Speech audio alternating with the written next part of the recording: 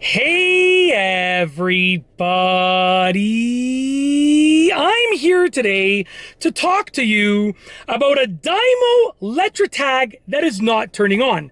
I'll be going over some easy fixes in this simple tutorial. Let's get right into the video. Whether you have this Letratag right here, which is the Dymo Letratag 100H, or anything else that is similar to this, these 4 fixes will hopefully help you if your unit is not turning on.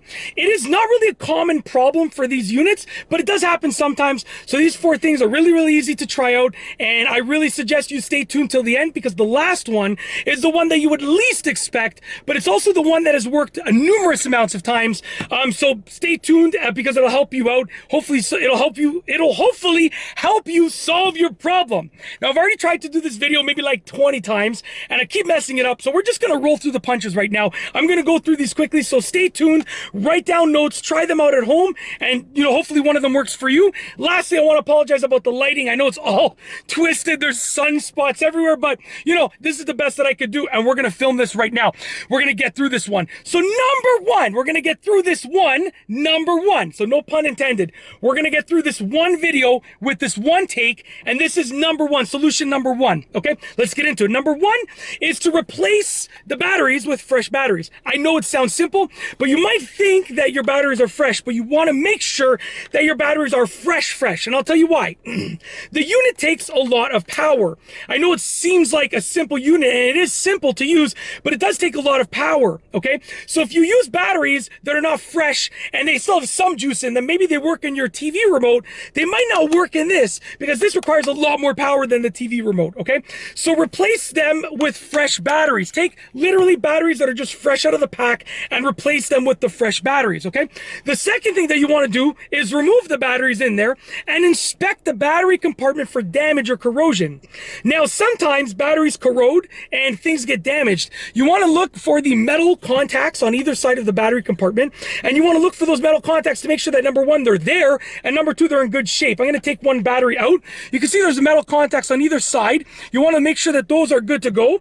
They're also connected to almost like a motherboard chip on the side. Make sure that that motherboard chip is not cracked, broken, or fried or anything like that. Make sure it looks okay. So make sure your battery and your battery compartment are good to go. Your batteries and your battery compartment are good to go. Those are the first two, okay? Number three, sorry, I'm getting very distracted because there's lots of cars driving around, people parking here, people walking their dogs and stuff, so just bear with me. Number three is to hold down the power button, okay? So it's not turning on, hold down the power button. Sometimes you just need a little bit of a reset.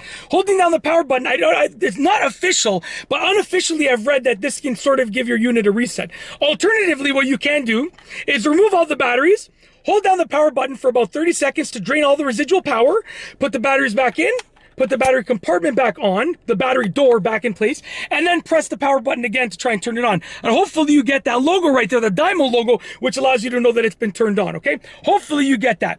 Last but not least, the fourth thing that you want to try, and this is probably the most important one to try, because you've probably already tried the first three, but this is the most important one, because it's rare that this is the cause, but if it is the cause, you're never going to know it until you try this.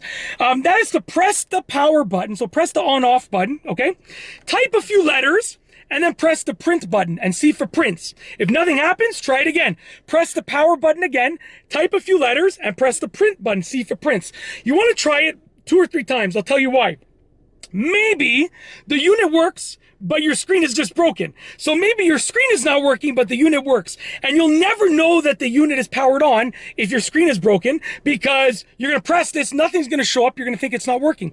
So make sure you have fresh batteries in there, make sure the battery compartment's okay, and then press, those are the first two, then press the power button, type some letters and press print, see if anything prints out. If so, and then try it again, because maybe you accidentally turned it off instead of on. So if you try it twice, you're going to make sure that at least one of those times you're turning it on and trying it, instead of turning it off and trying it, okay?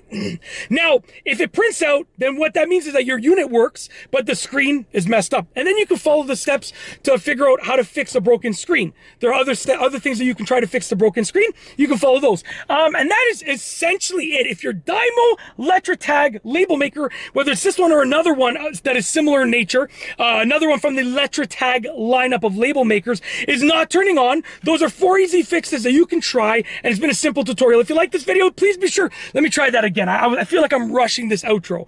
You know, the truth of the matter, I should say this, is that these units are super durable. Wow. Woo, baby, my arms look built in this video right now.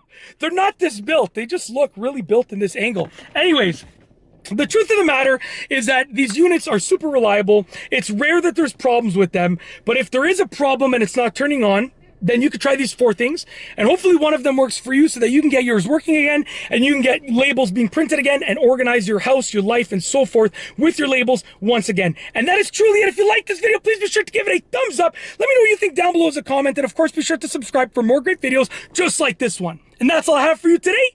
Thanks for watching.